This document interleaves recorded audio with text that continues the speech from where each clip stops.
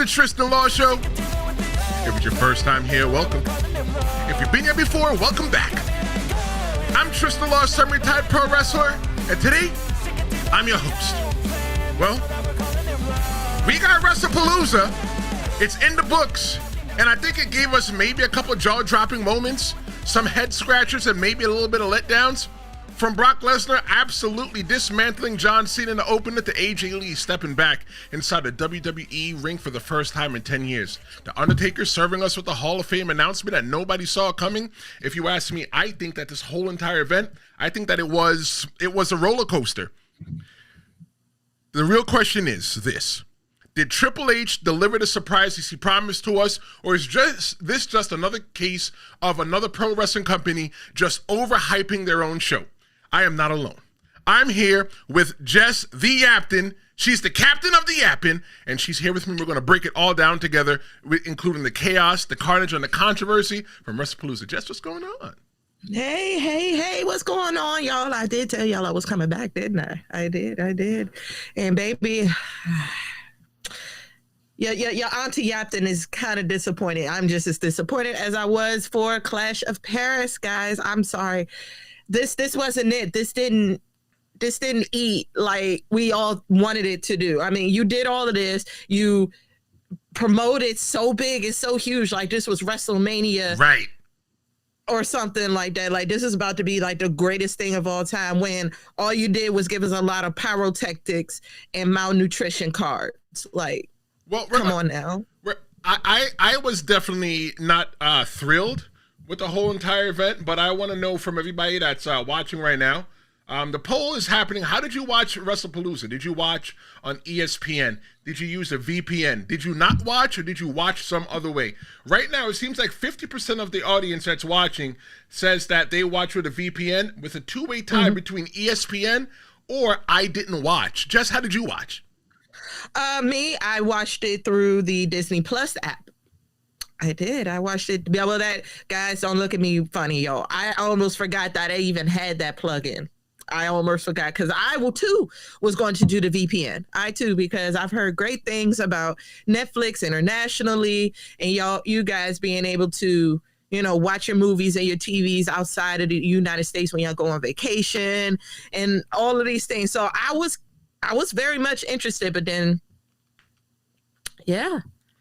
So for me, I'm not going to lie. Everybody was telling me on social media after our show yesterday, Jess, go get the VPN. Go get the VPN. So I bought the VPN, right? And I'm not going to drop the VPN because there's no value in me telling you what the VPN is. Go look for it.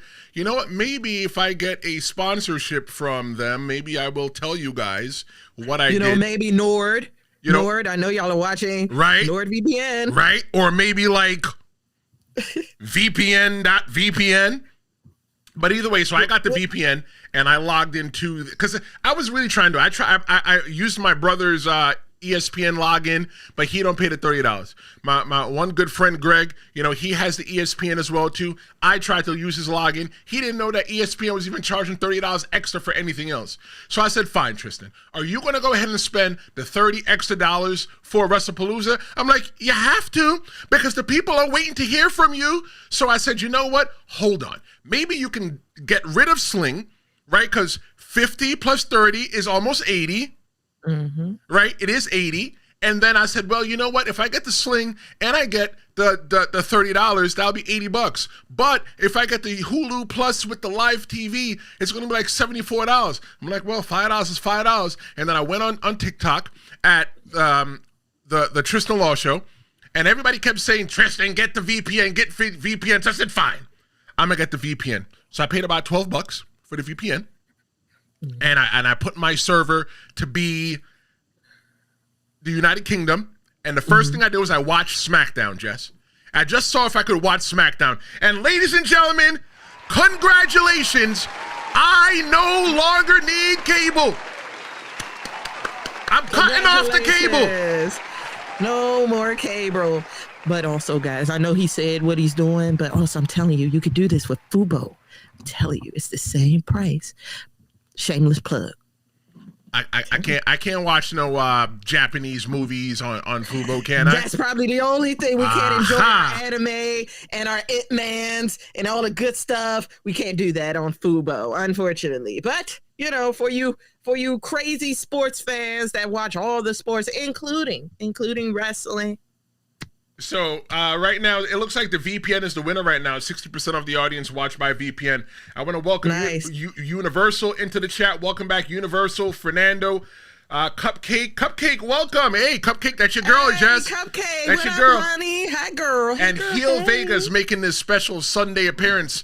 Let's jump right into this whole entire thing. Brock Lesnar versus John Cena. It opened up the whole entire show. Now, one of the things that Universal said before the show started, Universal said in the chat that it wasn't supposed to be the main event or whatever it was. I can't find the message that he said in here, but I think that match, it had a whole entire main event feel to it.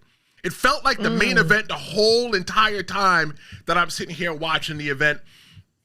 And I agree 100% that if that match didn't have to open the show, they could have used other matches to open the show. But that was the match they choose to open the show, and it felt like a main event. It doesn't matter what was happening on AEW. We're changing the channel right then and there, right or wrong? Right. It just, I was disappointed. I was very disappointed. But I'm going to say this to you, Trick.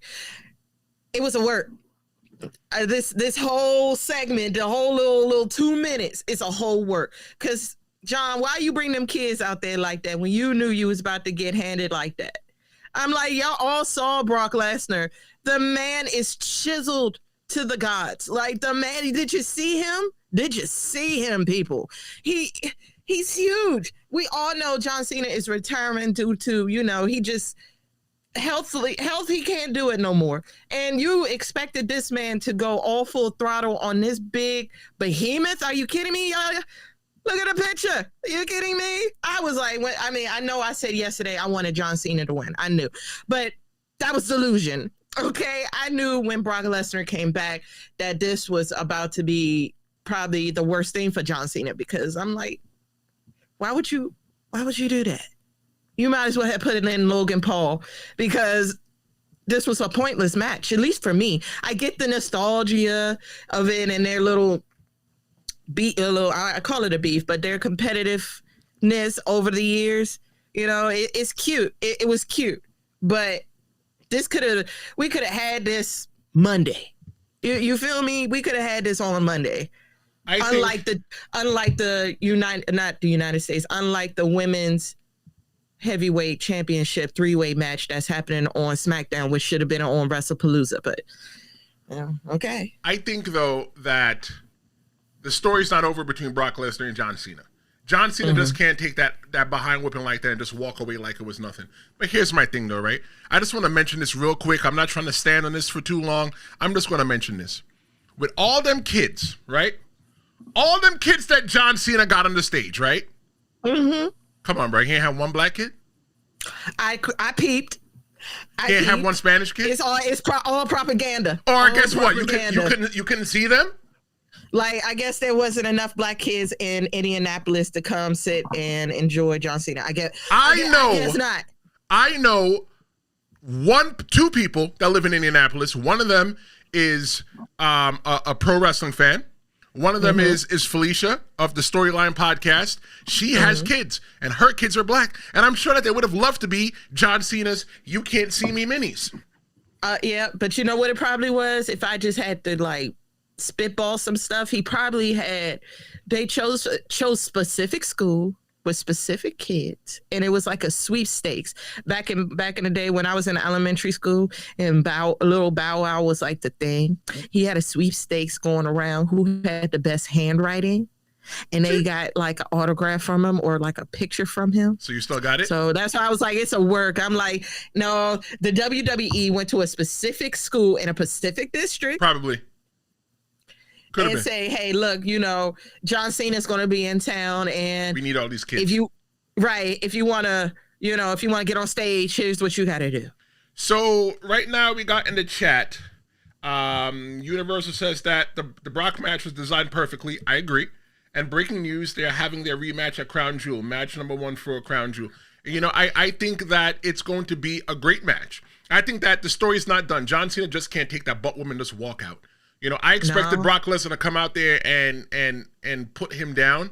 But it's like, you know what? It doesn't make sense for Brock Lesnar to come out there and injure him and take him out and injure him storyline so that he's gone until Crown Jewel, because we already knew that John Cena wasn't coming back. So that's just a wasted movement in there. I think that at this point, if it's Brock Lesnar, the person that he faces at Crown Jewel, that is it. I think that it should be somebody, the person that has that last match with John Cena. It has to be the person that is hungry. It has to be somebody that is up and coming in the WWE. It has to be somebody that sat in a locker room, that watched that fight last night between John Cena and Brock Lesnar and said, you know what, I'm going to go pick the bones on that. Because John Cena right now, I always tell people about pro wrestling. Tristen Law, semi-retired pro wrestler, host of the Tristen Law Show. I always tell people you're always as good as your last pro wrestling match. And John Cena did not have a good showing storyline-wise. He got his behind handed to him. And you know what? He's in his bag of feelings. And if somebody's smart right now, somebody like Drew McIntyre will go capitalize on that bag of feelings. Mm-hmm. Or, you know, maybe we could get that surprise that we're supposed to have. Me personally, this is a great time for Kevin Owens to just, you know. Well, no, Kevin Owens still got the neck issue. Okay, so he's still got the neck issue. Yeah, we're not going to see Kevin Owens coming back for a while. I miss him, y'all. Like, he was my favorite Crash Out. I'm sorry, he was my favorite. But hey, get well soon, KO. Get well. But here's another thing I'm concerned about, Jess, about the whole entire thing. Mm-hmm. I'm concerned about the fact that Brock Lesnar had Paul Heyman come out and introduce him in the ring. One of the things that happened on SmackDown, Brock Lesnar saw Paul Heyman and said, hey, we need to talk. Paul Heyman is not a businessman. He's a business man. So if he did something for Brock Lesnar, what is Brock Lesnar going to do for Paul Heyman? That is the question. That's a good one. Now, if I could just spitball on this one, it's going to have something to do with the vision. It's going to have to. It's going to have something to do with the vision. I mean, you already got the bronze right here. So why not add one more big titan to the fold, right? Like, can you imagine Brock Lesnar being a part of a faction like the Vision? I think that Brock Lesnar is one of those people that he works alone. I don't see Brock Lesnar working with anybody else in the WWE. Brock Lesnar is a one-man band. He's been doing it for a long time. Brock Lesnar cannot come into the Vision and coexist with somebody of the likes of Seth Rollins. Seth Rollins cost him a championship way back in the day. So now we're just going to go ahead and be friends. Now he's going to go ahead and be friends with the Brons. Like, I just don't see that happening. Anything that I see happen, I don't know. Maybe Paul Heyman has a get out of jail free card that when he needs it, he's going to cash it in. I don't know, but maybe, just maybe, Paul Heyman is not happy with the performance of Seth Rollins, because Seth Rollins is the only one in the Division who didn't win last night. Now you put your wife in division. You put your wife in division, Seth Rollins, and you didn't even win. You see what happens, guys? When we mess around with ladies can lead us astray, and that is what happened last night on WrestlePalooza. Seth Rollins got led astray. He got bamboozled, flim-flam, and okey-doked. And we're going to talk about that match later on, so let's just keep that in there right now. But what about the surprises, Jess? Triple H said there's going to be surprises at WrestlePalooza.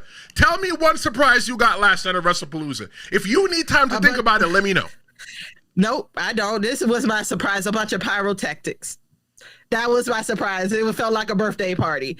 Wasn't no surprise. Oh, wow. LA Knight was the ref. Whoop-de-doo. Like, what?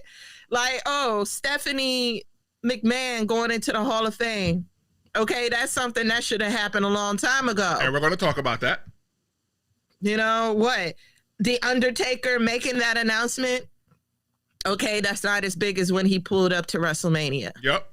Okay, so I'm going through my notes here trying to figure out what the surprise was.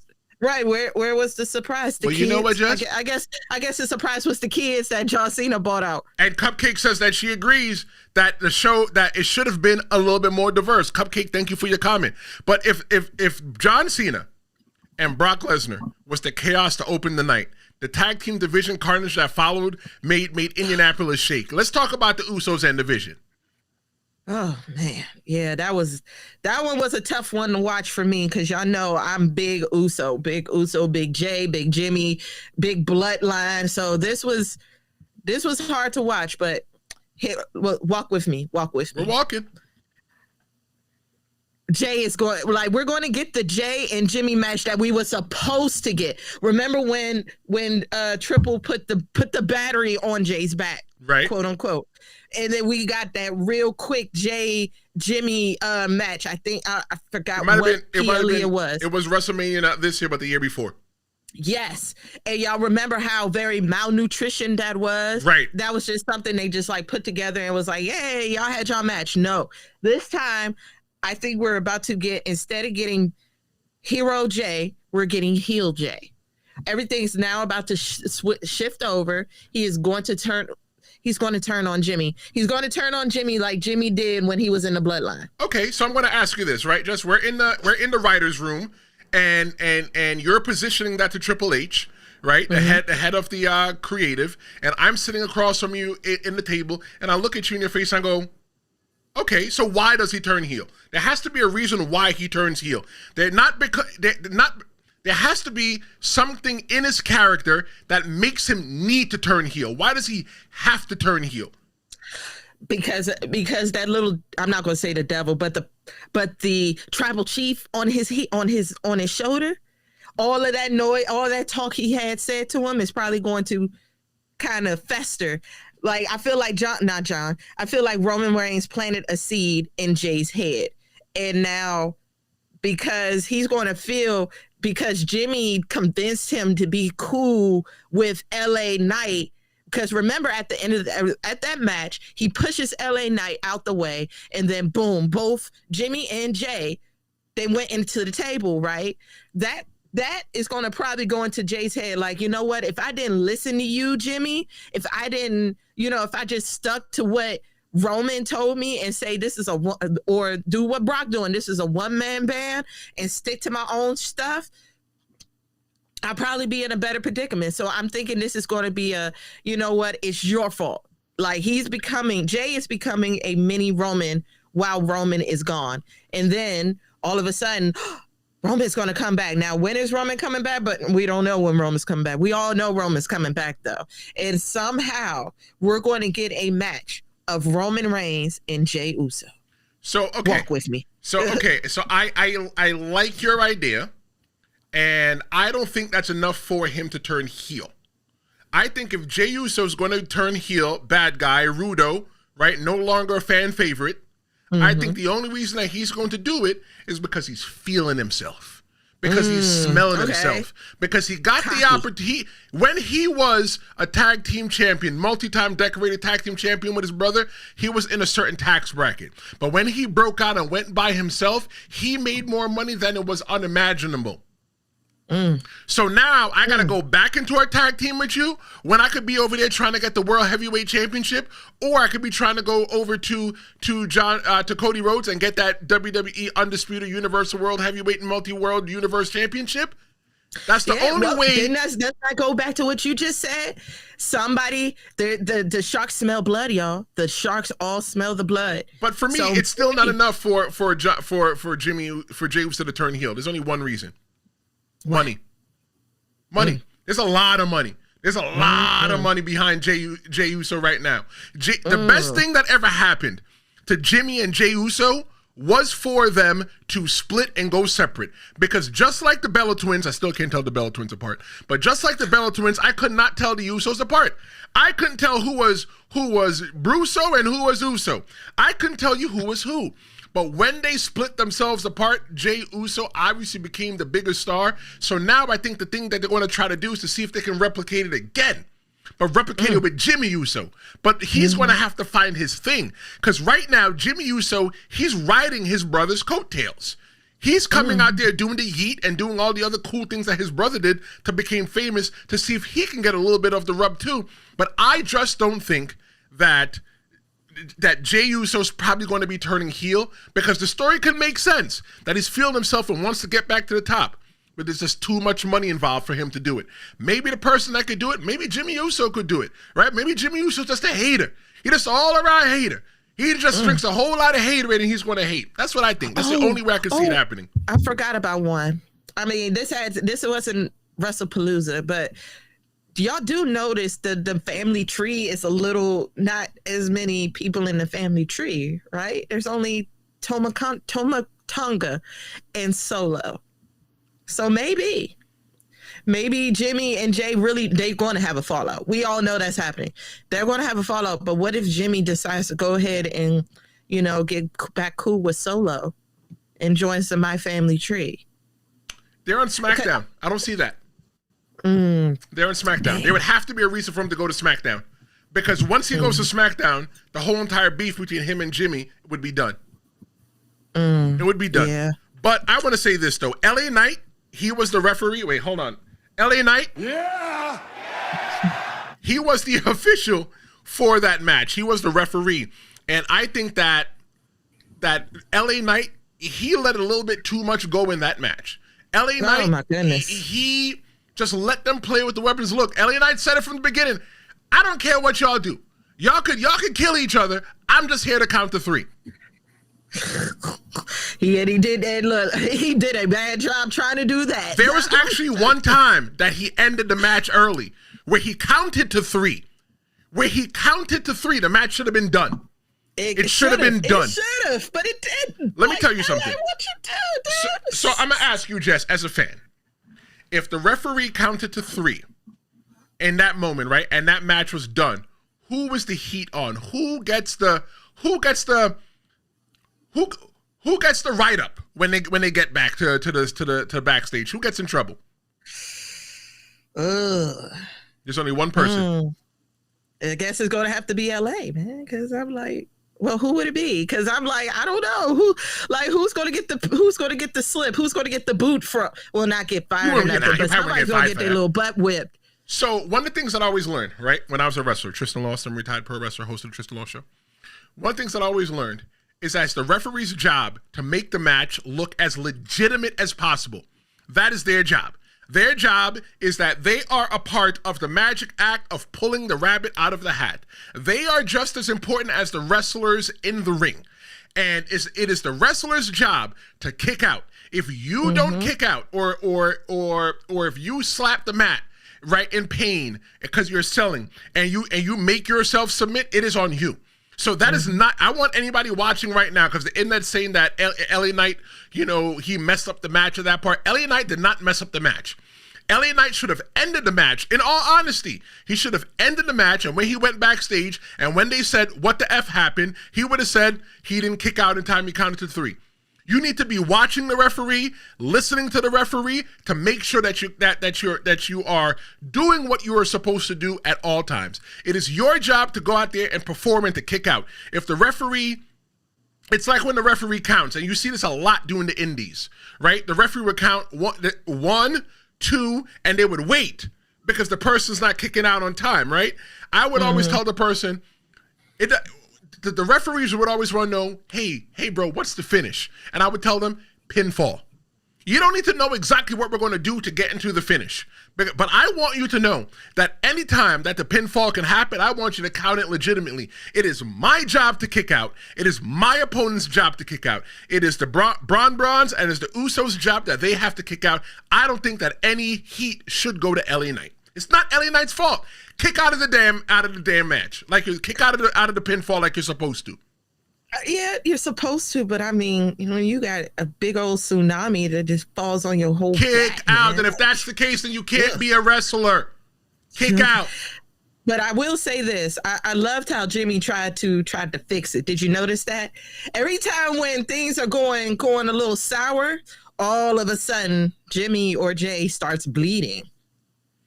But he did. Did y'all catch that? He did. I was like, so I thought that he bladed, right? I thought that he gigged himself to make himself bleed. Because I'm running it back. I'm like, I didn't see him gig himself. I saw that. When he goes, I'm like, I'm sorry, I might be giving away a little secret, but when the Usos go into one of their little socks, usually it's on the left foot. I think that's where it's at. And then all of a sudden they, do whatever they do, put it on their face or, put it on their eye, whatever they do. But I'm gonna give you the buzzer for that one. I'm just saying, bro.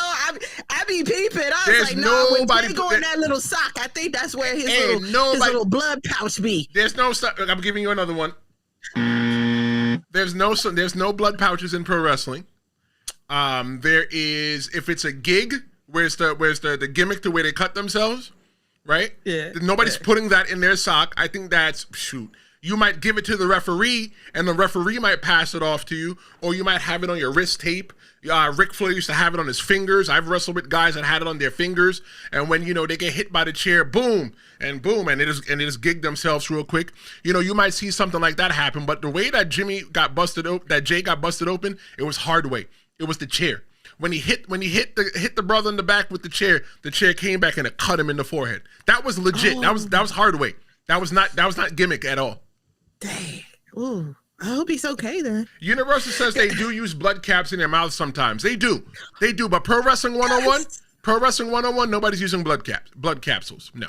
Maybe they'll use blood caps at the time where you're not supposed to bleed, but they're not using blood capsules. If you watch AEW with John Moxley, there's no blood capsules. He's legit gigging himself the whole entire match. Oh my. Well, thanks for that lesson, because I was like, man, y'all gonna sell this. Y'all gonna sell this match. The Usos gonna use some blood. That's just their thing. So what I want everybody to know and everybody to think of right now, I want to know what your match of the night is, what your moment of the night is, what your most rewatchable spot of the night is, and wrestler of the night. Hold on to that when we get towards the end. I want to hear it from you. Don't put it in the chat yet.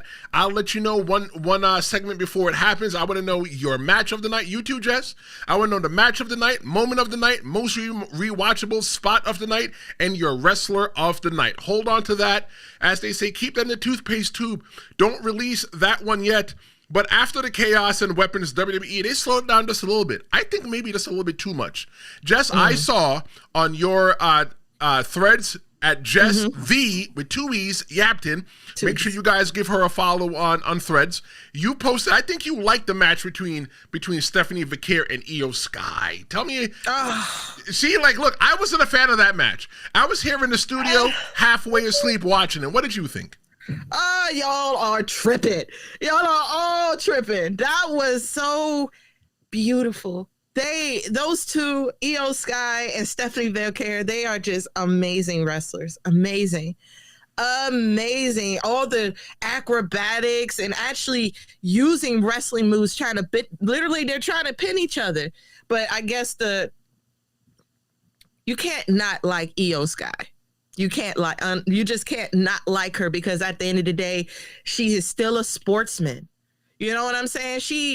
It doesn't matter if she loses or wins. She's going to congratulate you on your win, or, make you feel like it's okay that you lost.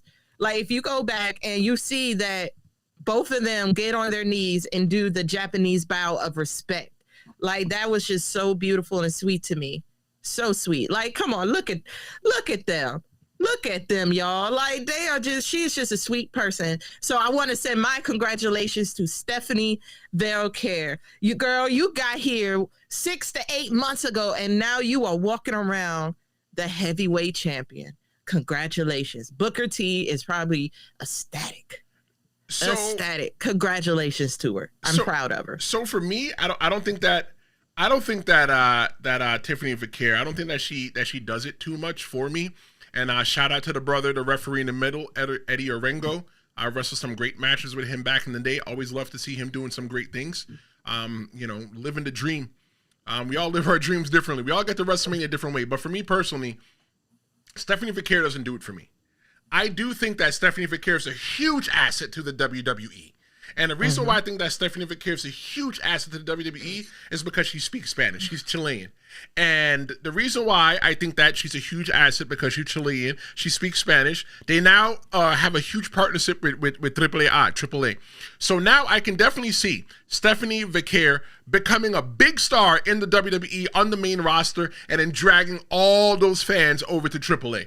I think that her going to AAA, and she's been in AAA and CMLL and all those other places before, she can go there, they can go, hey, it's a familiar face, and she could drag them all the way back to WWE. So I think for crossover, I think there's a lot of money in Stephanie Vaquer, but honestly, she just doesn't do it for me. I don't know just what it is. I'm not saying that she's a bad wrestler. I don't think she's a bad wrestler at all. Did I call? Hold on. Wait a minute. Heel Vega said you did not just call her Tiffany, bro. I wasn't gonna say nothing, but you definitely did call her Tiffany. I said Tiffany, Vaquer, and I was like, look, ooh. Tiffany Vaquer, Stephanie Vaquer. In case y'all didn't know, Tiffany Vaquer is Stephanie Vaquer's sister. Thank you. Hey, good cover. Because I'm like, I know you're not a Tiffy time man. Like, what you doing there, bro? Tiffy eye. Cupcake says that she wasn't a fan of that match either. So look, that's you're a part of the ladies division. Yeah, I don't know what to tell y'all guys. I mean, I do understand that it could have been more. Like, these girls are not Rhea Ripley. You know what I'm saying? They're not that type. They're a little more sensual and soft, a little more soft wrestling. That's why I enjoyed it. So we could actually see the acrobatics between both of them.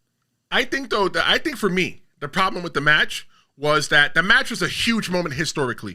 We had Naomi. Naomi was on a tear through the women's division. She was doing great things for herself, but she got pregnant, and she's, obviously you can't wrestle with a baby in your stomach. I'm excited that Naomi is pregnant because being a parent in your old age, your late 30s, early 40s, that's like the cool thing now. So if you don't have kids, people, don't give up on it. You can still have it in your 30s and your 40s, but the championship had to be relinquished.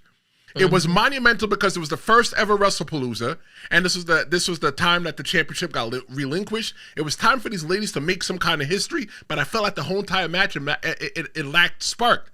Right? Maybe Tiffany Vaquer was sitting at home watching her sister Stephanie, like, come on, Stephanie, Bobinos. I don't know, Tiffany. Yeah, Stephanie. I mean, I get it. I do agree. It could have been better. But remember, Io had a knee problem. She's had a knee injury this whole time. So, when people are injured, the match is not going to be as lit as we want it to be. And I'm sure Triple H and everybody over there at WWE knows that, and they try to adjust the story or adjust the match to a way where, she doesn't break her knee. You know what I'm saying? But then again, I don't know, because then you had Stephanie do that. What was it called? Isn't it called the dragon? Yeah, the dragon screw. Yeah, the dragon screw at the corner. I'm like,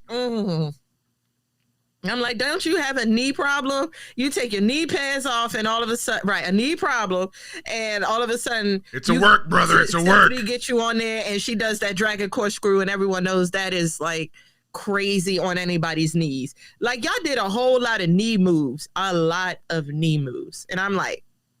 So and that was the part of the story. That's how the story was written.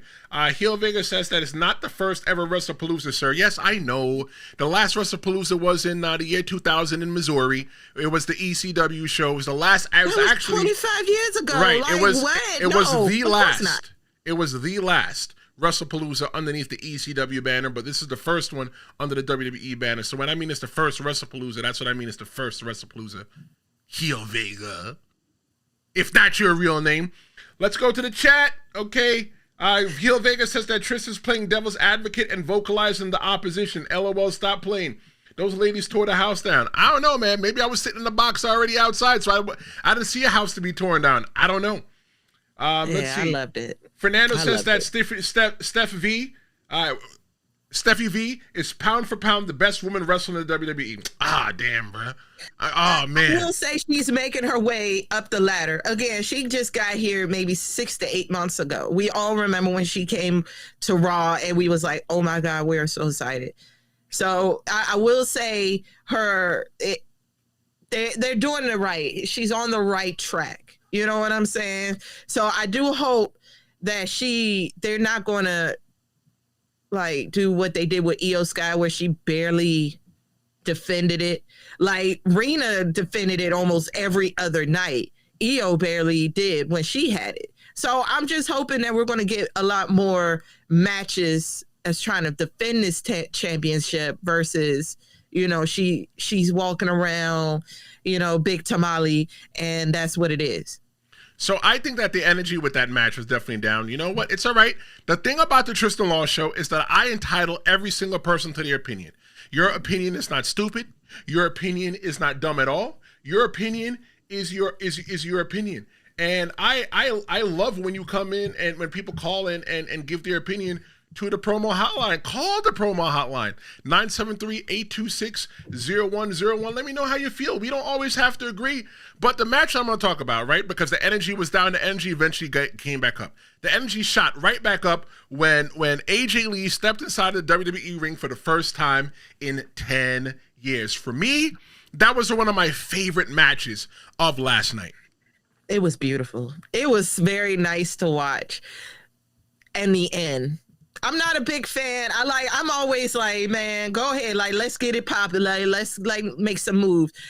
It was a bit slow. I'm not a fan of slow wrestling. Like, you know, y'all sitting there arguing, well, who's going first? Who's going first? Who's doing this? Who's doing that? I'm like, y'all spun a lot. I'm like, I get it. Y'all trying to, you know, set the stage, but that little segment of the match was a bit too long. It didn't do it for you? Me.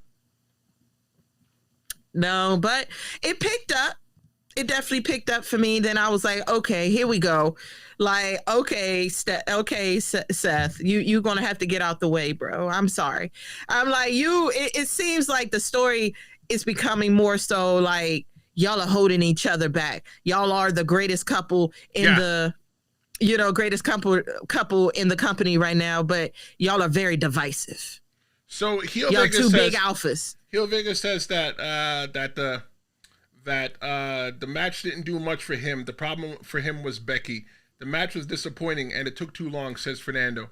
Becky had to carry AJ Lee. Well, you know, maybe Becky did have to carry AJ Lee. I don't know. I didn't really evaluate it in that moment, and I didn't really see that, Fernando. And thank you guys, everybody, for your comment. But I feel that the tag team match was the best way for her to come back, AJ Lee, for her to come back and not get exposed. Exposed meaning that she's not up to the level of that she was before. But one thing I always want to talk about is CM Punk and AJ Lee.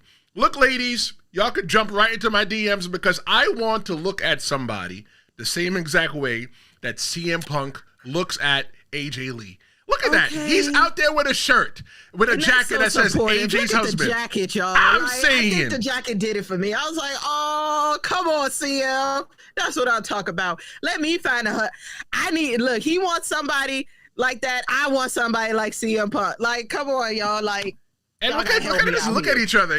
And at the end of the match, you see him catching a little peek of her hindquarters as well, too. Like, you know. He stared dead in her little booty, too. I said, family show. That's what I'm talking about. Family show, Phil. You can't be looking like that.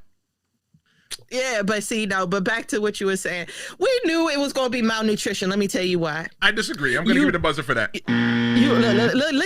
Listen. You know when a match is not going to be as good as you want it to be when they wear jeans. Who wore jeans?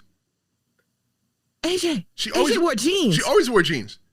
But it's her gimmick. I feel like I get it, but I'm just like, looking at John Cena when he wears jeans, that's how you know the match ain't gonna be all that good. So John Cena always wore jeans in some of his biggest moments. Jeans, it's not gonna be. I'm buzzing you. I won't buzz the audience, but I'm definitely gonna buzz you. Nah, but for real though, yo, I'm so proud of AJ. No. You can't be proud of her and then worried about her jeans at the same time. Choose one. Heel Vega wants you to choose one. Universal will want you to choose one. Fernando will want you to choose one. Your homegirl Cupcake wants you to choose one. I'm happy they won, but I was like, this whole match could have been better if she didn't wear jeans. I'm sorry. I'm sorry. I'm just like, I'm over the jean era of wrestling in jeans. And see, I mean, look what happened to Brock Lesnar. He ended up like SpongeBob. Like, let's be for real. I feel like she could move better if she didn't wear jeans. I feel like all wrestlers move better when they don't wear jeans. Like, come on, y'all. Like, don't do me like that. You know what? Hold on. I gotta buzz somebody in the chat. Heel Vega. He said, Jess, you can do both. Don't listen to him.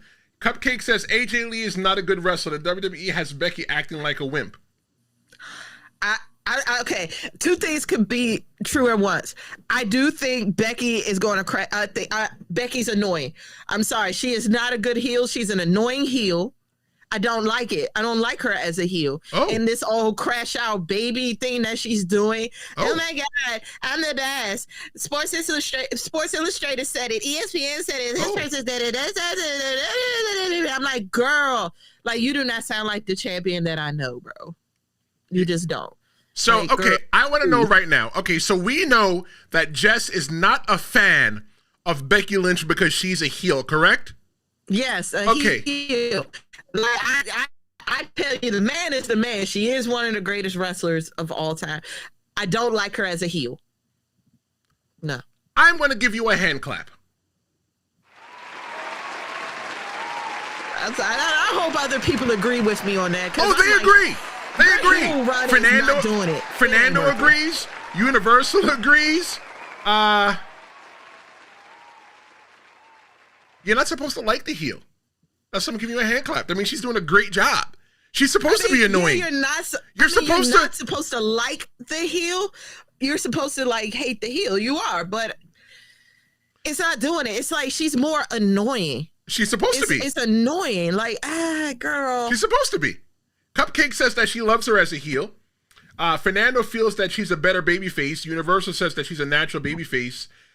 For me, I never liked Becky as a heel, as a babyface, because Becky used to talk like this through her mouth, breathe through her mouth. I'm like, come on, girl, stop breathing through your mouth. Like, I just cut the whole darn TV off. I didn't like Becky as a babyface. I like Becky much more as a heel. And one of the things that I always say about being heel versus face, me being Tristen Law's semi-retired pro wrestler, host of the Tristen Law Show, is that I always loved being a heel. I spent more time being a heel than a babyface because of the kind of job that I worked. I always worked a customer service job in real life, to where I had to be nice to people all day, to where I had to take people's trash all day, to where they would just talk trash to me. And I'm like, you know what, if there's no more camera here, I would just pop your head off and just kick it down the street. But when I got to go into pro wrestling, I chose to be a heel because I got to play the person that I got to suppress all day long, right? And one of the things I would never do is that in independent wrestling shows, you always have an intermission. You can come out, you can meet the fans. I mean, the wrestlers can meet the fans can meet the wrestlers. You could buy T-shirts and stuff like that. When I was a heel, I stopped coming out to intermission. You know why, Jess? Why? Because I'm just really a nice guy. That's something a heel would say. I'm just really a nice guy. The second I would open my mouth, they'd be like, he's a real nice guy. Never forget the time that a guy said to his son, you see, he's not really a bad guy. Just listen to him talk. And I'm like, damn. And that's when I stopped coming out. So what I used to do to make my money doing intermission is that I would take T-shirts. I had T-shirts that said Tristen Law Sucks. And I had somebody sell the T-shirts that sell Tristen Law Sucks. And I gave my partner, the person I worked with in the ring, a small percentage of it. And I made it look like they were selling the shirts. But the shirts were actually my idea, Tristen Law Sucks. So, like, I think personally the nicest people in the world are always like the best heels. You know, sometimes the best heels too are just people who are just traditionally like, you know, Richards in real life. But for me, I'm not a Richard. Anybody that knows me knows that I will take the shirt off my back and I will help you as much as you can. You can call my phone and we can talk, we can chit chat, we can chop it up. But I think that Becky Lynch is a much better heel than she is babyface. You make good points. You do make good points. I guess for the company, okay. I don't like, maybe it's just the story. I don't like how the writers have put this into a thing. You understand what I'm saying? I was like, you know, okay, you're going through all the people who are qualified for the AC championship, even though the AC championship is the newest championship in the women's division. And y'all decided to say, hey, let's go ahead and give Becky Lynch this whole long run instead of actually putting more matches. Somebody said that back at WrestlePalooza. Someone had a sign that said more women's matches. And I agree. I agree. I'm like, it's cute walking around with it and stuff like that. But because Becky Lynch hasn't really defended her IC championship like that, not like that. Like, yeah, you had Nikki Bella at Clash of Titans. You had Natalya. You had that cute little skinny one, whatever her name is. I it's like I can't not like her because she's kind of funny. Her. You talking about Roxanne Perez? No. Who the little one that was under Natalya, the little tall. She tall, blonde, got this like quirky thing. She's with Alpha Maid. Oh yeah, that girl. Yeah. They'll let us know in the chat. I can't remember her name, but they'll let us know in the chat. And then how long do we have that storyline between her, Becky, and Lyra? And now the story's split off now to Lyra and Bailey. But the thing too, though, is that they're running out. In my opinion, I'm like, you're running out of ideas. In my opinion, I think there's only one reason to put the belt on Becky Lynch. Money? Nah, not even. Not even Why? money. She's a heel. She's not going to make money. I think the best reason to put the belt on Becky Lynch at the time now is that Becky Lynch, she's the most credible person in the WWE right now, other than Charlotte Flair. You know, Becky Lynch is they don't call Becky Lynch the man because they ran out of names. Becky Lynch is legit the man. You know, and I'm talking about as a pro wrestler grading another pro wrestler. I think that Becky Lynch does a really good job. If Becky Lynch and Charlotte Flair could have main evented WrestleMania 35 by themselves. But in order for that mainstream projection, they needed to have somebody like Ronda Rousey. And I feel 100% that that Becky Lynch, they didn't call her what Becky Two Belts because they ran out of names. I mean, granted, she did have two belts, so it only made sense. But Becky Lynch is first ballot Hall of Famer. If you're sitting out talking about Hall of Famers, Becky Lynch, you know, Charlotte Flair, you know, all and the names go on and on and on in this whole entire generation. You put the Intercontinental Championship on somebody like Becky Lynch just to make the championship legitimate. That's it. It's a new championship. It doesn't have any lineage. You put it on her to make it legitimate. But now that the whole entire story is done with Becky, with the husband and wife versus husband and wife, what do you think is next? Oh, Becky's finna crash out because she tapped out, y'all. Nope, she's not about to allow that tap out.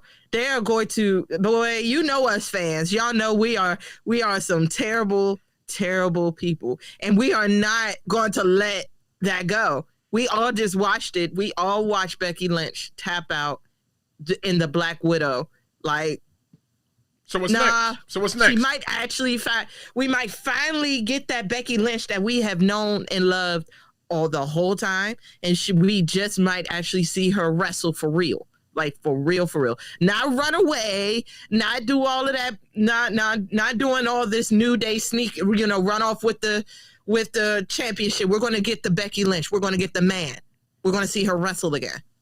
So I think that definitely what's next is that Seth Rollins is going to now continue his story with CM Punk.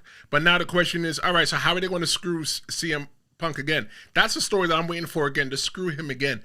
Now, also, AJ Lee, she's going to branch off now, and it's going to be inevitable. Becky Lynch is going to have to come up off that title shot and give AJ Lee that title shot. I do want to make a note, though, that when Jess and I are sitting here, right, and Jess, you guys will see Jess again. I am the semi-retired pro wrestler, right, and host. Jess, she is a fan. So she might not understand wrestling as much as I do. So we just got to make sure that, you know, we are respecting everybody's opinions here, because that's what we do, right? We respect everybody's opinions. You know, we can teach each other and help each other. But remember, Jess is a bona fide fan. She's just as much of a fan as you guys are. Maybe just as much as a fan as I am. But Jess, like, you just started watching again, right? Because you're not you stopped watching wrestling. Tell everybody what brought you back, because you told me that. I want everybody to understand a little bit about you. What brought you back? Well, let's just start. When did you stop? First of all, I am a 2010s high school person. I graduated in 2010. So my era was the second round of John Cena. That's when I actually was watching for a while. I watched during the Total Diva, the Divas era, all of that. I watched Total Diva. That was my era. And then, life happened, and then I stopped for a while. I stopped, and then I heard from the grapevine. What happened? Oh, WrestleMania came over to Philly. That's when I was like, oh, wow, something finally back on the East Coast. So let me tune in. Let me lock in. Let me see what I've missed. Then, I saw Rhea Ripley. And then I saw the man actually get the title that night. And then Roman Reigns and starting to build up this bloodline thing. So I was like, that's when I locked in. I locked in completely after that. And then we hear the great John Cena is retiring out. I knew I couldn't go nowhere. I had to come back. I had to see the last little bit of my era either making a big return or they're backing out, and it's like, it's time for me to stop. It's over. It's time for me to move on, and I want to give my farewell. I want to give them my flowers. You know what I'm saying? Because I was one of those girls who I had to keep watching wrestling a secret. I had to. Why? I had to because I just had to. Because you were a female? I came up in an era where it wasn't very feminine to watch wrestling or watch sports or anything like that. Like, I was considered a nerd or a geek or anything like that. So, I'm a big hip hop fan and all of that. So, I had to stick to that side. I had to stick to the hood and our people and, not worry about what really brings me joy. You know what I'm saying? Which is sports and wrestling and anime and a whole bunch of things that you wouldn't think somebody as pretty as me would actually very much enjoy. So here I am, you guys, speaking from a pretty girl who has to hide themselves because they want to fit in that pretty girl standard. You want to look a certain way, a certain aesthetic. Well, we ain't got to do all that. Not anymore. Not in 2025. We could be baddies. We could be pretty. We could do all of that and enjoy boys fighting. We can do it. And girls actually fighting and showing athleticism, not because that girl forgot your birthday on your birthday at your birthday party. Oh, because I'm petty like that. I'm not going to go into that story. But right now, 50%. And Jess, thank you so much for sharing your story. I just want people to understand that in the comments and stuff like that, that whether they're watching live or on demand, that you're just a fan. I'm the professional wrestler. I did it in the ring. I have my perspective of being in the pro wrestling ring. You have your perspective of being a fan as well, too, just to be fair in the commentary. And just a storyteller. And just as a storyteller, period. I enjoy the story. That's it. That's all. It's more than just the actual fighting and the wrestling and the techniques and all that.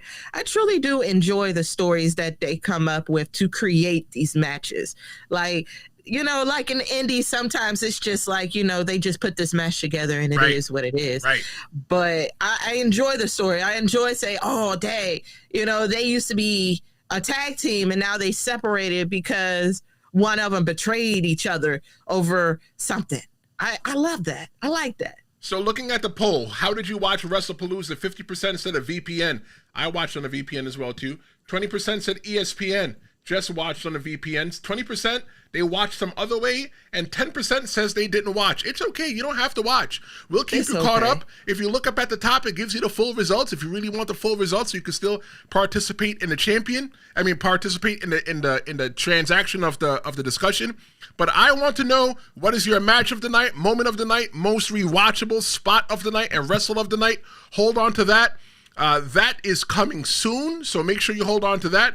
But just when we thought we were getting one of those promised surprises. Because look, Jess, I'm still waiting for the surprise from Triple H. He said it was coming. The Undertaker showed up, but not how we expected. When The Undertaker showed up, what did you think that he decided to get on his motorcycle? Vroom. Oh, no, I'm the American Badass. What made you think that? What did you think was happening when he come out? Girl, honey, let me tell you something.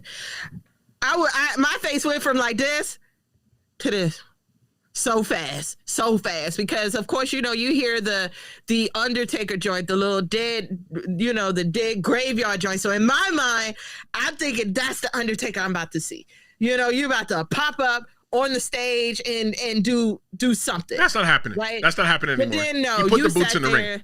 You feel me? I'm like, no, we're getting this whole, old wrestler running around on a bike thing again. So I'm like, honestly, I thought he was going to tell me, hey, this is how many people are in the room right now.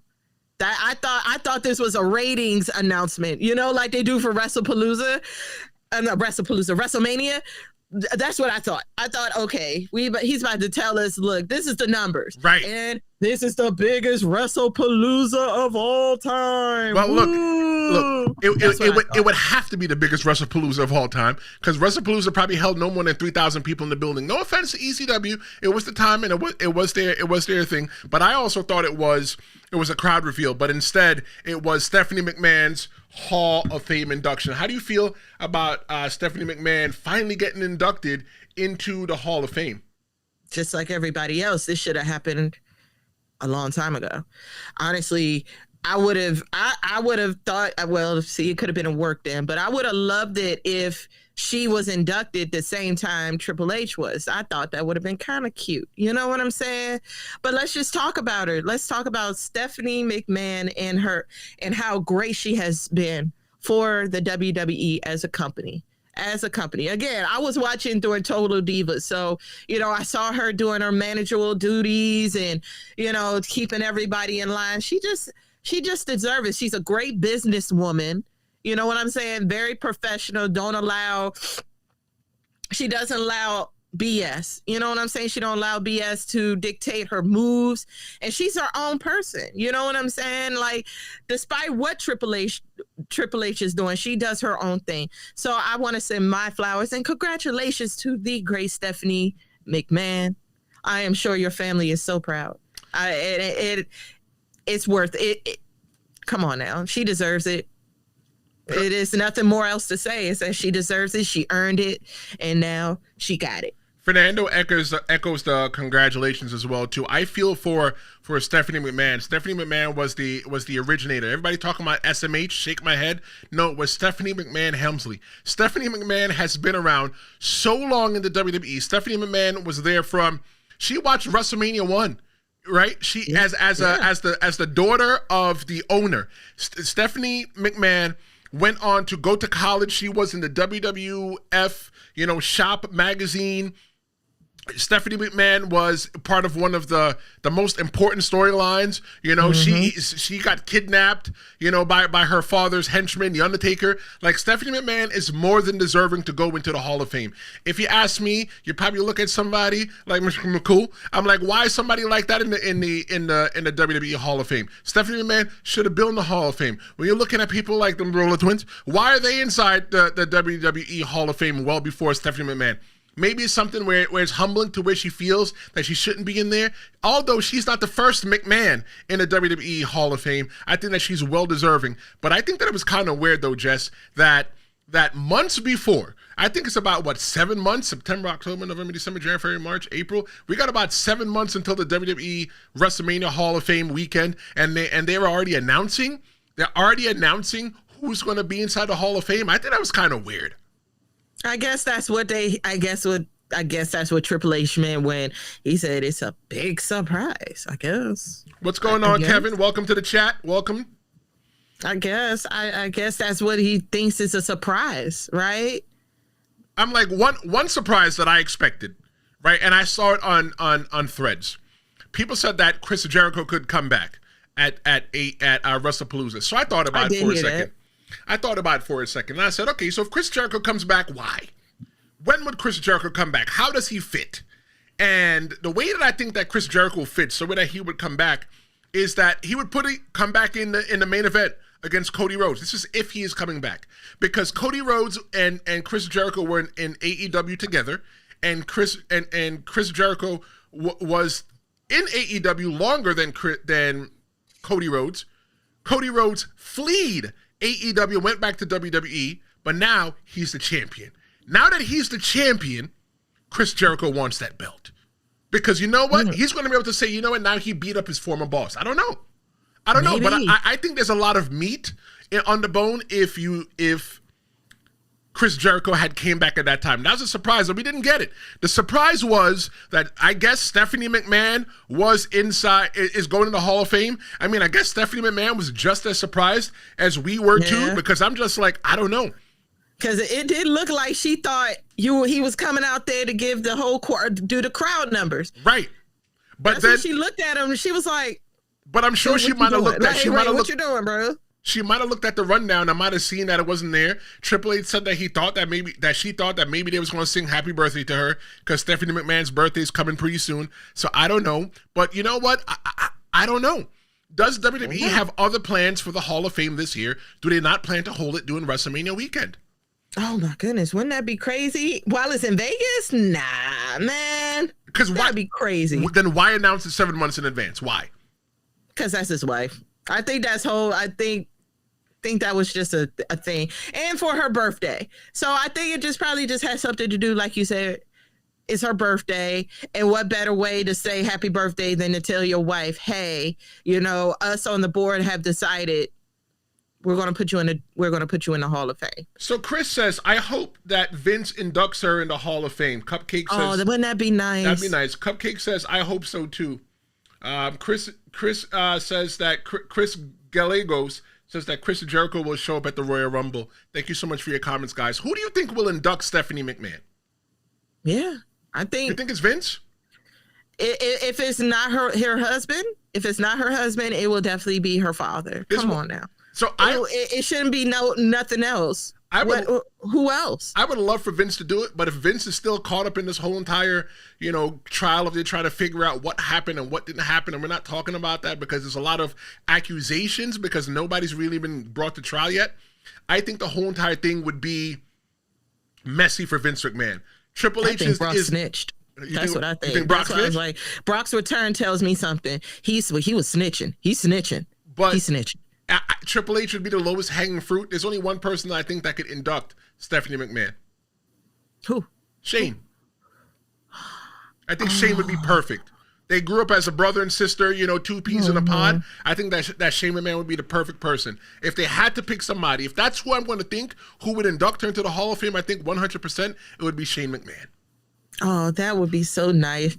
Just any family member would be very heartfelt. It would be, but I think you get more mileage out of Shane. Linda McMahon would get booed right now. Honestly. Yeah. Vince McMahon. Yeah. Vince McMahon might still get booed right now, and I'll take away from the whole entire moment. The best person, if it's not Triple H, and I don't want it to be Triple H, I want it to be Shane. The reason I want it to be Shane is because he could probably tell those embarrassing stories of her when she was a kid. Yeah. Yeah. That'd be nice. I like that idea. The sibling, because again, like you said, that's the safest bet there. Because anybody else, well, we know. Well, Cupcake says that it should be Vince McMahon.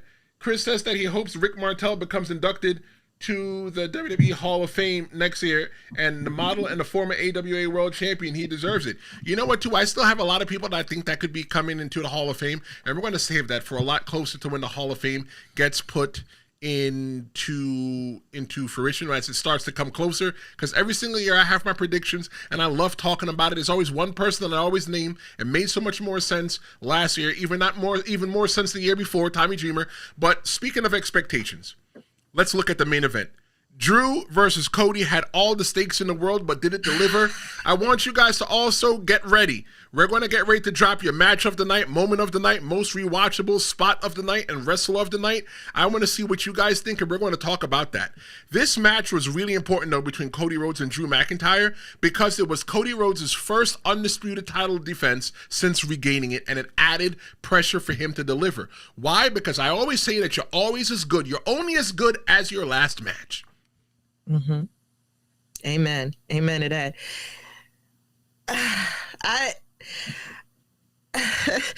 It's like usually I'm never speechless about these matches, but this one I almost had no words because I don't know if it was a work or not, but it felt like there was way too many botches in this match. I don't know. I like botches. I love botches. Okay, so we wasn't the only ones that saw it. Like, we first got in there, and all of a sudden, Cody Rhodes is slipping and stuff like that. But of course, you know, Wade and them, they was like, well, you know, Friday, he did get his little head squashed on that table and stuff like that. And usually, you know, when things like that happen in the universe, the wrestler usually get about a week, couple of days, maybe a couple of days to like recuperate, get their mind right. Cody had 12 hours. 12 hours to, you know, get his little, get his noodle back in there, back in the game and try to win.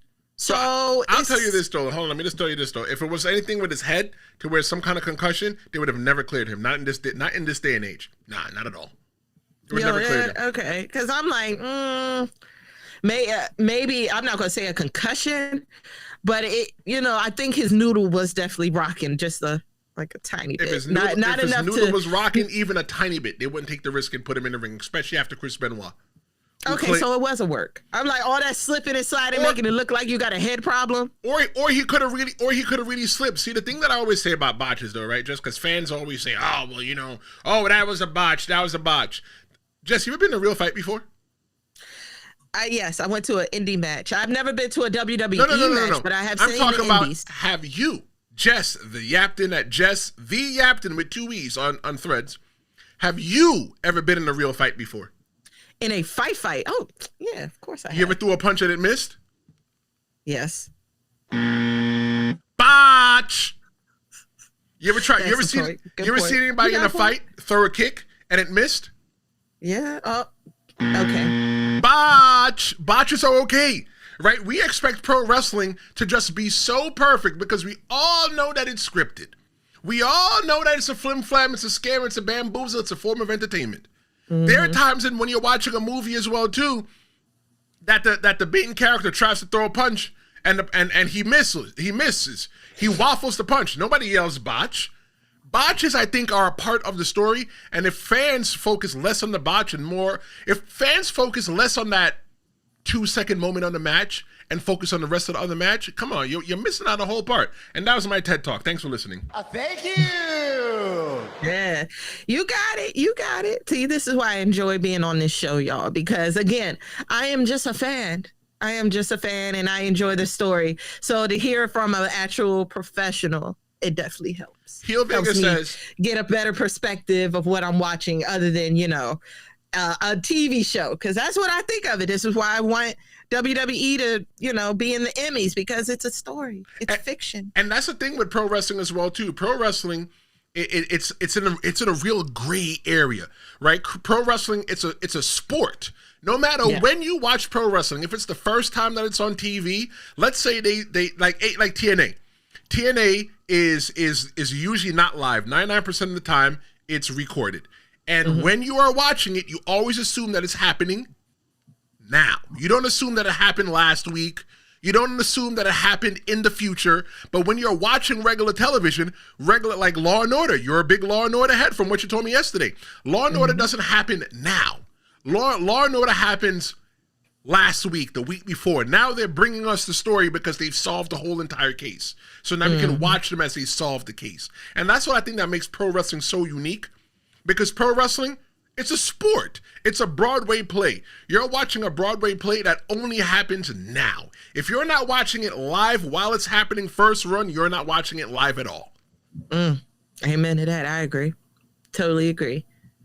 Heel Vega says that if anybody was concussed last night, it was Jay. Heel also says that missing a punch in a fight is a real life botch. Missing a punch in a choreographed fight is worse. You know, I'm gonna give you the for that.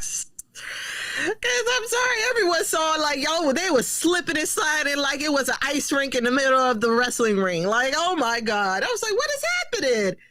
What is happening? But why did you? I did say Drew, didn't I? I think I said that yesterday. I said Drew was going to win. Why did Drew lose? What do you think? Storyline wise. Last minute. It was that last little minute, because we all saw it when that last move, when he was over there contemplating, trying to feel sorry for beating on Cody like that. When he kicked himself through that thing, I was like, bro, fool. I'm like, you know, you're going to feel that later. So I think that the reason why he lost is because of that same exact moment as well. But that's the same exact thing why Drew McIntyre is always having problems. Drew McIntyre, when he catches the food, he plays with the food instead of just eating it. Right? Exactly. This is why he lost it to Damon Priest back then. I was like, because you want to sit there and gloat in front of CM Punk over for whatever when you should have been walking away. And now you're on WrestlePalooza holding your head. Let me say something, gentlemen. AJ Lee said it best. Therapy is very important. It's very important. You need to make sure that your head is just as strong as your muscles are strong. So people like Drew McIntyre, you can see that he was having some kind of mental affliction in that moment. He should have just followed through with it. He should just follow through. What was the referee want to do? Disqualify him? The referee probably was not going to disqualify him in such a high-stakes match. I didn't think that was going to happen at all. But I think that Drew McIntyre is in a downward spiral, just like you said, Jess. He's in a downward spiral of costing himself matches. If he just eats the food and stop playing with the food, he'll be much better off. But no. Exactly. No, you want to rip off the turnbuckle for what? For what? You beat Brock Lesnar, bro. You beat Brock Lesnar to become the champion. Let me tell you something, though. You know what the real problem is with Drew McIntyre, Jess? What is it? Drew McIntyre's character feels that he has so much to prove. Drew McIntyre, everybody's dream in the WWE is what, Jess? To be a world champion. And to win the world championship where, Jess? In WrestleMania. And did Drew McIntyre get that? Yes, he did. At WrestleMania 35, right? Yes, he did. But what was the problem with it, Jess? His ego. No, he didn't have an ego at the time. He just had to talk. He a yapper, just like your favorite Yaptain captain. No, he didn't have an ego at the time. I'll tell you what the problem was. What's the problem? He was the first pandemic champion. He won the belt in front of nobody. He didn't get fireworks. He didn't get fanfare. He got the belt and they said, go ahead, kid, carry the company on your back while the world is different. No kid grows up to want to be a pro wrestler like myself to say that I want to win the championship in front of nobody. I want to win the WWE Championship in front of my family. I want my mother to watch. I want my mother to understand that all the times that she cut the cable cord and told me that I could not watch wrestling because she saw Goldust slap Marlena, I want her to know it's the validation. All the times that I stone cold stuttered my brother in the bed, I want him to come to WrestleMania and watch me. It's the validation. For my other brother that I put in a sharpshooter and I sat in a little bit too hard one time, my bad, it's validation. For all my bosses that made it available for me to go ahead and be a wrestler and work a normal job, for me, it is the validation. So for Drew McIntyre, he did not get that validation. What Drew McIntyre got, he got the title, he got a kick in the ass, and he said, good luck, kid. He's upset. And ever since then, he lost the championship to Roman Reigns. He's been or the Fiend, whoever, and he's been trying to right the wrong since. Drew McIntyre, you can't be upset with Drew McIntyre. Drew McIntyre knows that he's better than all these people. Maybe that's why Drew McIntyre plays with his food. Because Drew McIntyre got the opportunity. He won the Royal Rumble in Tampa. And then you had to win the WWE Championship in front of nobody? Nah, bro, I'd be upset too.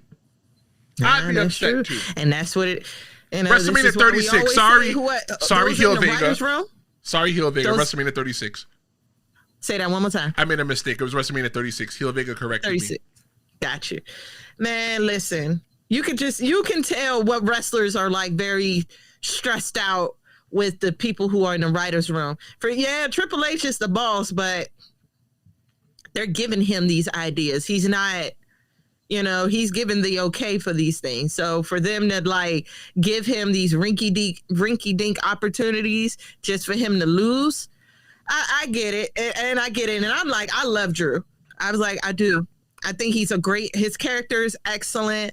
I'm just surprised. I'm surprised his merchandise doesn't sell. He's a heel. He's just like us. He's playing on his phone, making tweets and, doing all those things to, get the back. You got a battery on your back. So you got to, show that you are the guy. And he has, but yet he's still, they're not giving him they don't give him enough love. I will agree. So I'll find that. Since you seem like you're on the Drew McIntyre bandwagon. What's next for Drew? Oh man. Well, now he's at the back of the line for this championship belt, right? Well, there's a United States champion who's allegedly an underdog, but somehow never loses any matches. Maybe it's time for you to go to SmackDown and try for those. At this point. I don't know. I'm just like, at this point, they keep playing in the man's face. So there's only one person. There's only one thing I see Drew McIntyre doing. What is he? Go for John Cena. He talks so much. Drew McIntyre's character, the ego boost that Drew McIntyre's character can get from saying that I was the one that retired John Cena. Such a narcissistic behavior, right? Because John Cena's going to retire either way. But he's going to be the one that says that he retired John Cena. He gave John Cena the lick, and John Cena can't even get the lick back. Yeah, but what's the story there? Is there, because it seems like during John Cena's retirement run, it's always been a lot of like nostalgia, except for the whole Cody Rhodes thing. Right. Mostly, all the other matches have been all about nostalgia, trying to relive an old match and, unfinished business. The only thing I could think of is John Cena and Drew McIntyre was, they was at their peak at the same time. Y'all can all go watch Total Divas and find that out, that, Drew was in a whole faction while John Cena was John Cena. So, right. They was together. So, they're co-workers. So it would be nice. But what's the story there? The story is that John Cena is leaving and he needs to get out of the business because Drew McIntyre would have had an opportunity again at Cody Rhodes, but he's the one that took the championship. Get out of the business and go retire. That is the story. Right. Goodbye. Go sit on the couch. Go make your movies, Mr. Hollywood. Get out of wrestling. Yeah, but they could say same thing about him because, y'all have been in the game. Well, he's longer, but y'all been in the game for a while now, and y'all still haven't done nothing. Like your biggest competition started when you and Damian Priest was beefing. I think like that was probably the most you've ever had in a while. I think that Drew McIntyre's biggest competition is himself, and I think that him getting the opportunity to retire John Cena would do so much for his character. Just to walk around and just say that I retired John Cena. But you know what? With all of that said, Jess, Cena got squashed. AJ Lee's return, we got it. Stephanie McMahon's Hall of Fame news, we got that. Did WrestlePalooza actually deliver on the surprises that Triple H promised? I asked you in the beginning. Triple H never really promised a particular surprise, but he promised a surprise. So the question I'm going to ask you, Jess, is do you tickle yourself surprised because of WrestlePalooza? Nope. Yeah, me neither. Nope. I want to know, though, what everybody's match of the night is, moment of the night, rewatchable spot of the night, and wrestle of the night is. We're getting ready to go into that right now, but I just want to say this, though. WrestlePalooza, it wasn't bad. It wasn't PLE of the year, and it definitely wasn't worth the $30 for me. Cena versus Lesnar, I think it set the night on fire. AJ Lee's return, it was the heart of the show. And Triple H's surprises, like me and Jess said, it felt very underwhelming. Stephanie's Hall of Fame news, it was cute, it was a moment, but it wasn't earth-shattering. I think the overuse of the term surprise, that label risks killing the impact, and that's what I think part of the problem that AEW has right now, because they used to always come out talking about, and it's going to be great surprises, and then what's the surprise that we get? They turn off the lights and, oh my God, it's a wrestler that hasn't been there in 6 months. Great. But I think that WWE did enough to entertain, but I don't think that they hit a grand slam. Just like baseball, not every at-bat is a home run, but I respect that WWE came up. They showed ESPN what they can do, and next time when we watch a WWE PLE, it's going to be something that we're going to be excited for. What do you think? I'm on your team. I feel like this was very malnutrition. The surprise wasn't really surprising. And, y'all had this opportunity to have a nice return or something like that. Y'all had, it's like you guys had the plate, but you didn't fill the plate up. Right. You see what I'm saying? Y'all worked all this time so hard to be recognized by ESPN as a sport, to get together and all of that. And this is what y'all give. Yeah, this is what you give the fans who've been waiting just like you guys, who've been riding die hard since early before I even was watching. This is what you do. Like it was cute. I think part of the issue was too, Jess, was that WrestlePalooza was never supposed to be the first PLE on ESPN. It was supposed to be like the Royal Rumble or something like that. And something happened somewhere to where they decided they was going to put it on ESPN and whatever the case may be. So yeah, so it ended up being on ESPN. All right, so we are looking for the match of the night, moment of the night, most rewatchable spot of the night, wrestler of the night. Jess, what was your match of the night? Oh, well, y'all already know what my match of the night, La Primera, winning the WWE Women's belt. You guys, that tickled me pink, and I don't even like the color pink. Like, I loved it. I loved it. I loved the athleticism of Io Sky and Stephanie Belcaire. That was it for me. That, at least, for me. I always find the women's division matches very entertaining for me, just to see the gymnastics, the athleticism, and all, sometimes even them being funny. And of course, I like the doubles kiss, but that's not, I mean, everybody likes that part, don't we? So I like the athleticism and the sportsmanship of Io Sky, because you don't get that many sportsmanship moments as far as on the male side. We've all known that. So to see sportsmanship that these women, despite being a heel, being a babyface, they're still good, they're still cool, they're still athletes. So that's just me and what I feel. So for me, match of the night, I want to say that my match of the night is CM Punk and AJ Lee versus Seth Rollins and Becky Lynch. I always wish that my girl was a wrestler, but never had a girl that was a wrestler, had girls that liked to watch wrestling because I was a wrestling. I just think it was a moment, right? That both of those, that all four people in that ring, that they were able to have a moment together. Maybe that's a photo that they have on their wall in their house of them being in the pro wrestling ring together. I think that AJ Lee, it was amazing to see her come back. AJ Lee is a New Jersey, former New Jersey independent pro wrestler. When I came onto the indie scene in pro wrestling, AJ Lee was making her way out. I'm happy to see AJ Lee back. I think CM Punk is probably even happier than we're back. I think that we're getting to see this new character of Becky Lynch, and people hate this Becky Lynch character. But when you look at the whole entire thing as well, too, it makes you wonder. It makes you wonder what is happening between Seth Rollins and Becky Lynch, right? Because it looks like those two weren't on the same page when they should have been, right? They're married, they got the kid, they got everything, they travel together. Why is it that they can't meet together? That's what I'm thinking. Looking at the chat right now, let's see, match of the night. It was written here. It was Fernando says that Stephanie Vaquer versus Io Sky, that was his match of the night. Chris Gallego says Latinos por Stephanie Vaquer. Arriba, Stephanie Vaquer. Arriba. Heel Vega said that Stephanie Vaquer was match of the night by a mile. He says that women's wrestling has carried WWE in 2025 by a margin, in his opinion.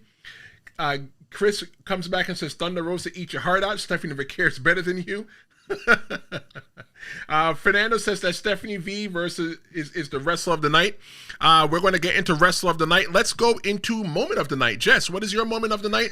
Everybody that's watching live or on demand, drop your moment of the night for WrestlePalooza in the chat so that you can go ahead and get a shout out. Jess, what's your moment of the night?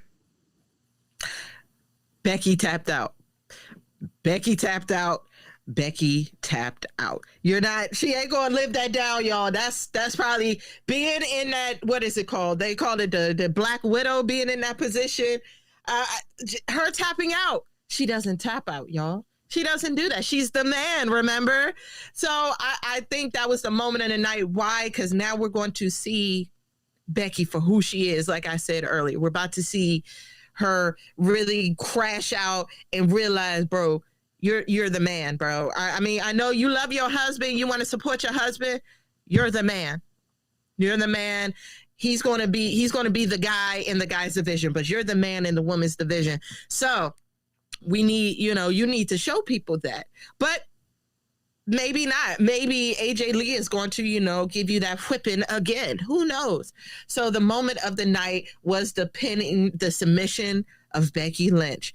Why? Because now her little eye twitching like this. So we about to really we're going to get some business. Raw is going to get crazy on Monday. Watch what I tell you. So for me, my moment of the night was Stephanie McMahon's Hall of Fame announcement. Granted, like I said, it wasn't earth-shattering by any means whatsoever. But I think that Hall of Fame, being in the Hall of Fame for WWE, it is validation. Yes, we know that people are over there and they're simulating fighting with their friends in their underwear, or their bathing suits or whatever the case may be. But it's just validation, right? That you get acknowledged by your peers and by the people that have spent money. There are people like Chris, who has watched pro wrestling, who he said for 40 plus years or whatever the case may be. And the thing is, it's that people, we get to grow up with these people, and then we get to see these people get entered into the Hall of Fame. I personally think that's everything right there in itself. And for Stephanie McMahon getting put in the Hall of Fame, I want to go ahead and give Stephanie McMahon a hand clap, even though I don't understand why it's like 7 months in advance that they're mentioning it. Maybe they're trying something different. But congratulations, Stephanie McMahon, for moment of the night. Looking at the chat, we got Heel Vega moment of the night. Io Sky and Stephanie bowing to each other. That was very wholesome. Fernando says that Devil Kiss is his favorite wrestling move. LOL. You're not behaving yourself there. Yeah.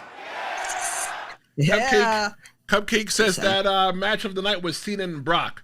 When I saw the kids crying in the audience, it took me back 60 years when I cried for Ernie Ladd because he was getting beat up by Abdullah the Butcher. You know what? I'm gonna give Cupcake, I'm gonna give her a hand clap for that. I totally forgot about that moment when I was pulling out the moments. That was a match. I forgot all about that. All the little kids crying when John Cena got his little self tossed around like a salad. I would definitely pin that moment of the kids crying. I would even say that's moment of the night. Because me being a heel, if I can make a kid cry without even touching them, I think it's perfect. But it just shows the emotional investment that people have into pro wrestling. People that don't understand pro wrestling don't understand the emotional investment we have with these characters. We've grown up with these characters. We've laughed with these characters. We've cried with these characters, just like characters in any other show. Hey, look, Jess, there was one season of Law & Order SVU, right, where the police commissioner's son, when he got killed, and they had the funeral on the show. I ain't gonna lie, I booed. Yeah, I boohooed. I was sitting there boohooing because I built up the emotional investment of him all season, and now we just gonna let him go. I don't know. Right, only there for a few months, and then you kill him off. And then he's done. Let's go to most rewatchable spot of the night, Jess. What you got for most rewatchable spot of the night? Rewatchable. Wow. Oh, it wasn't, honestly, for me, it wasn't that many rewatchable moments, but I guess CM Punk praising his wife for winning. Yeah, that felt good to watch. I'm like, you got CM Punk over there on the table, like half dead and everything. And as soon as he hears AJ, and winner, AJ Lee, all of a sudden he picked his head up like, oh my God, yay. And then, of course, you mentioned how he was just all over her, staring at her little tiny little Baduka Duke and everything. It was a nice moment as a couple to see a couple that, doesn't allow the business to dictate their relationship. You know what I'm saying? Those two are perfect for each other in and out the ring.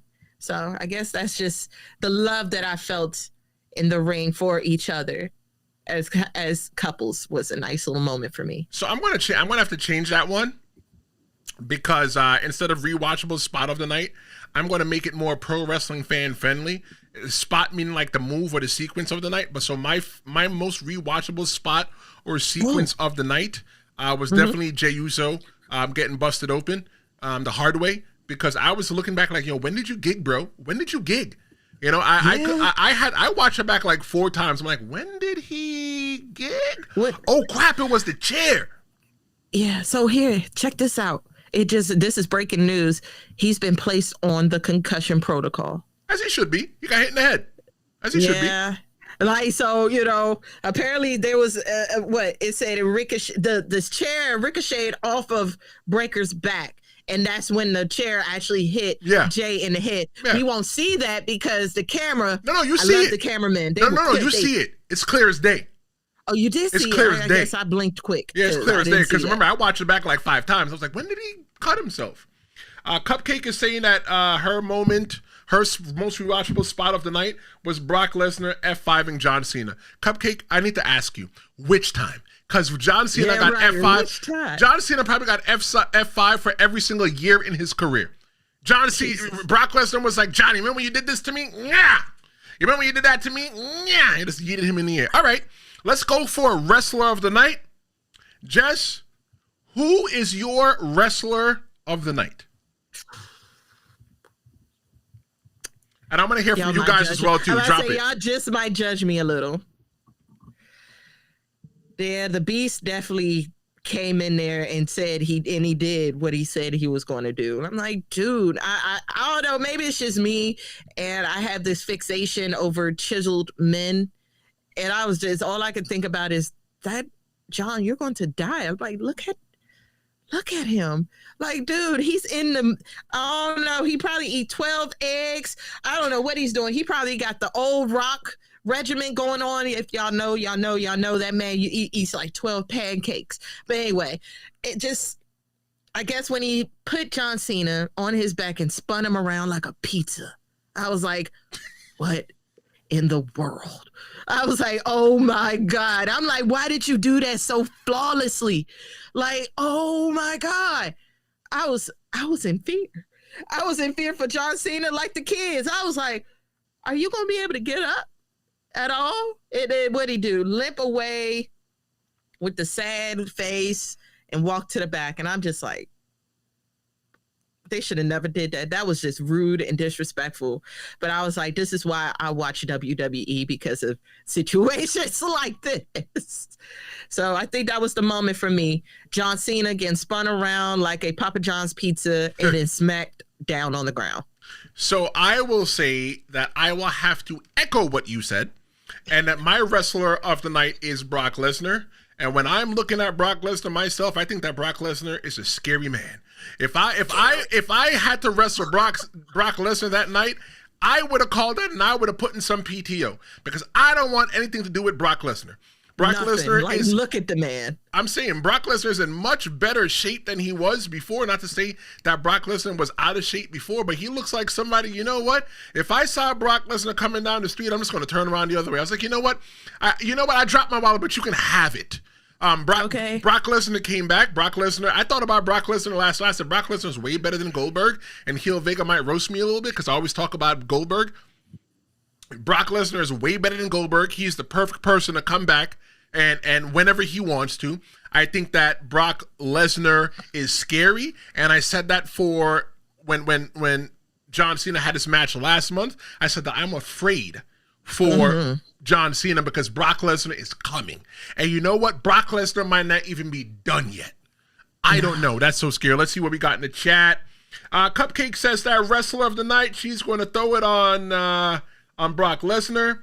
Fernando says spot of the night, Jay throwing the chain, maybe chair, I don't know. Heel Vega said that's a lie. You could happily accept the payday and wrestle Brock. I mean, you know what, bro? I thought about doing slap fight, and I was like, I don't think nobody could slap fight me, but could I take? You know what? The $1 Million Man said it himself. Everybody has a price. Listen, I would run out of there. Y'all know that little small one that's at Alpha Made? Y'all know how much he runs off? That would have been me if I had to wrestle Brock Lesnar. I would have looked at him like I'm about to do something, but I would have definitely ran my little self back down that ring because no, he's going to eat me. Are you kidding me? Well, Cupcake says that Cena does not deserve a rematch, and Heel Vega easily made himself the number one person in the chat, said that Goldberg is going to leave that man. Goldberg is gone. Leave that dude alone. You know what? Looking at the poll, How did you watch WrestlePalooza? It's overwhelming. Everybody watch it with a VPN. I watch it with a VPN. And if I get some kind of sponsorship with a VPN, you'll be hearing from me talking about VPN more often. I'm going to see what else I can watch. I like to travel sometimes.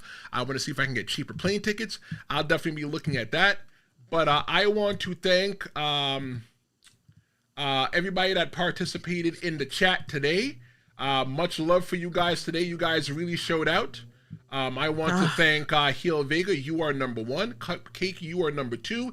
And Fernanda, you came in at number 3. Girl. If you want to be the number 1 person in the chat, you got to participate.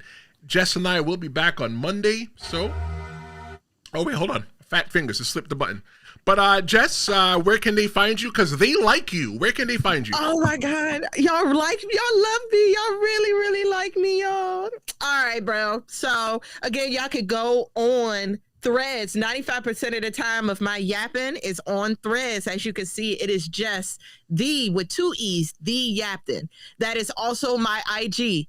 So, because, if you can't have a Threads without an IG. You can also find me on TikTok, you guys. You can find me on TikTok at Just Funny AF. That is Just Funny AF. That's other side content that I don't talk about wrestling.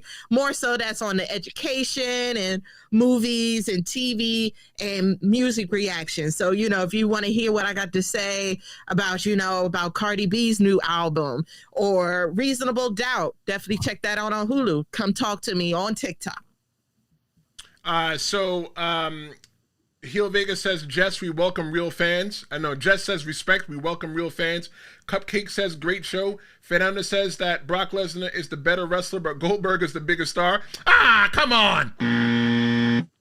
Hey, look, Goldberg, Roman Reigns, Cody Rhodes, and The Rock, all 4 did the same thing. They are all movie people now. So, of course, we're going to feel that way. They're movie people now. Kemper Cloud 2 says that he watched on the jailbroke Fire Stick. You know what? I heard about that, but you know what? Anything that has the word jail in it, I don't want to have no business with it. If it was called a JPN, jail PN, I'm not using it. I ain't heard of a jailbroken anything since 2016, so I'm like, okay. Right? Yeah. Heel Vega says that I'm obsessed with Goldberg. Let it rest, man. I just want to say thank you to everybody else. Yeah! Oh, man. LA Night. Yeah. That's my sound, y'all. I love it. So here's where we land, right? WrestlePalooza, it wasn't a strikeout, but it sure wasn't a home run either. John Cena being destroyed, AJ Lee making magic, Cody Rhodes surviving Drew, Stephanie McMahon, the Hall of Fame curveball, all big moments. But the surprises that Triple H promised, I don't think they quite really measured up. Jess, I think fans will remember this show for a lot more than the highs than the letdowns. But if WWE keeps dangling the word surprise without delivering, I think it's going to be a problem. As always, we want to hear from you. Did WrestlePalooza live up to the hype, or was it a letdown? Drop your thoughts in the comments. You could also send me an email at tristanlawshowmedia@gmail.com. Or what you can do as well, too, is you could always go to the good old promo hotline at 973-826-0101. We're going to be coming back on Wednesday, and we're going to be talking about something else that I haven't even decided yet. We had a lot of ideas thrown around, but that's all we got. That's WrestlePalooza. Thank you so much for joining us. Another episode of the Tristen Law Show's down in the books. If you like what we did, be sure to like, share, and subscribe. Don't make us your little dirty secret. Follow me on TikTok at the Tristen Law Show. Follow me everywhere that you can. Hit that like button, because if you hit that like button, that means you like us. I'm Tristen Law. She's Jess the Yaptain, the captain of the Yaptain. This is the Tristen Law Show, and I'll see you next time.